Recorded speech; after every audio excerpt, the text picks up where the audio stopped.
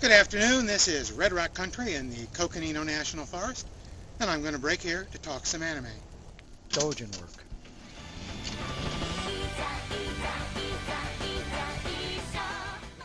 Dojin Work is a short, mildly amusing comedy anime series set in the world of amateur comic book artists. Najimi Osana is a young college woman having trouble keeping a part-time job. Her friend, Sayuri, introduces her to the world of doujinshi, self-published amateur manga.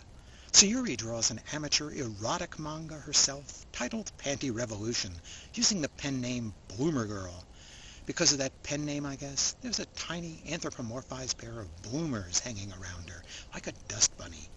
While Sayuri doesn't make a lot of money selling a couple hundred copies of each issue she produces, one of Najimi's old friends, Justice, turns out to be an established artist with a substantial following, selling thousands of copies of each issue at a lower price. Although both Sayuri and Justice are perfectly happy just to have other people enjoy their work, Najimi does some overly optimistic math, and despite what Sayuri and Justice tell her of their own experiences, Najimi decides there's money to be made, so she decides to draw erotic doujinshi herself.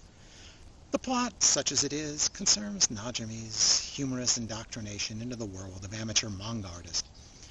Najimi may seem to be the main character of this comic, slowly settling into the tar pit of obsession, but it's really Sayuri who makes the series funny for me. She's not a raving, hyper-enthusiastic guide for Najimi, but instead provides a quietly sardonic commentary.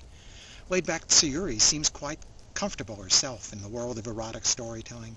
Energetic Najimi, on the other hand, seems somehow embarrassed by her newly erotic alter ego, or at least hasn't come to terms with it yet. This gives Sayuri plenty of opportunity to publicly tease and embarrass her friend. Najimi?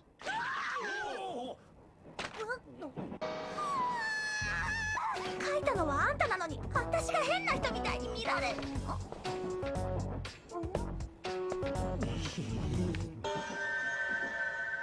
お嬢さん、エロ本落としましたよ。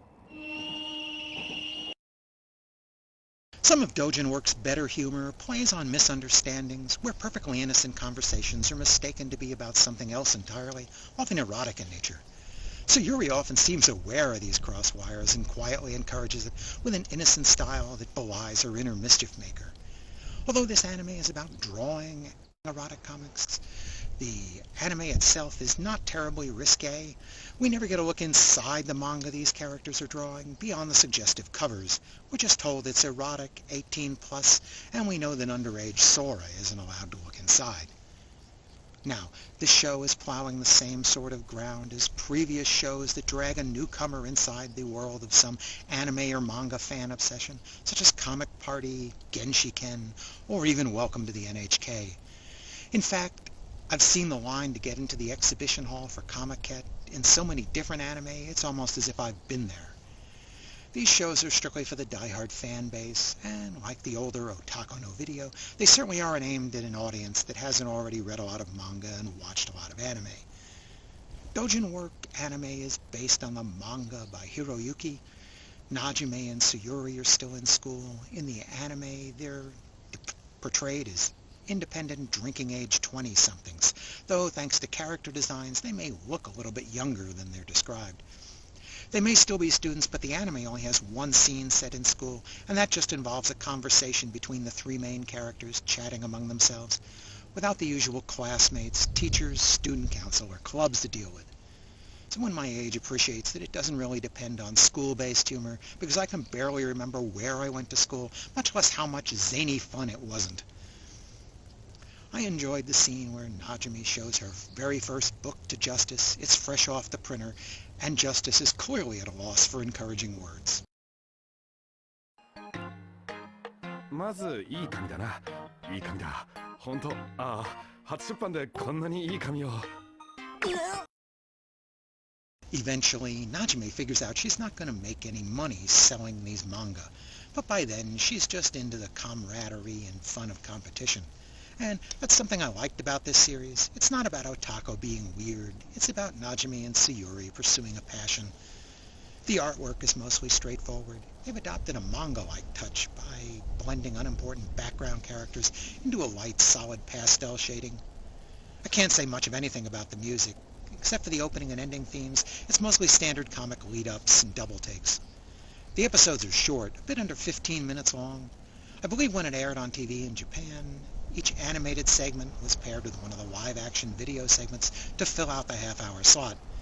Media Blasters has run 4 animated episodes together on their DVD, followed by 4 live-action segments in a separate menu. I think it plays fine that way because the animated segments are the part that's interesting, and there's no crossover between the animated and live-action segments.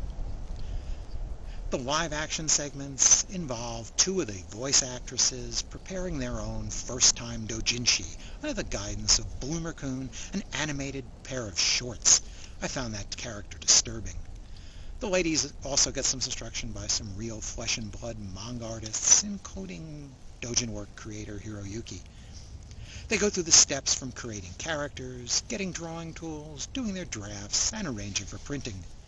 The later live-action segments added a laugh track, which was the first clue I had that these were supposed to be funny. If you ever wanted to learn how to get 300 copies of a 20-page manga with a color cover printed in Tokyo on short notice, episode 10 has you covered. One thing I did notice in the instructions in the live-action segment, do people still use physical shading sheets? I guess I thought when comics moved to digital production, all the shading got done on the computer, and screen tone sheets went the way of the exclamation point. Even the old Zipatone brand name is defunct. AnimeWorks has released all 12 episodes of this series on a set of 3 DVDs with English subtitles only, no dub. I give the animated part of Doujin Work 3.5 stars for making me laugh. It's a short, fluffy comedy, but I found it worth a watch.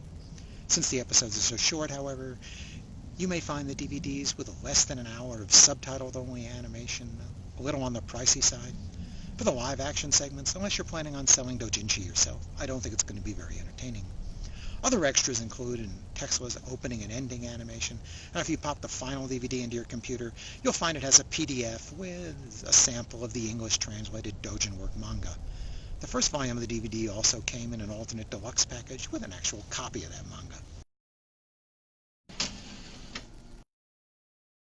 Thanks for listening.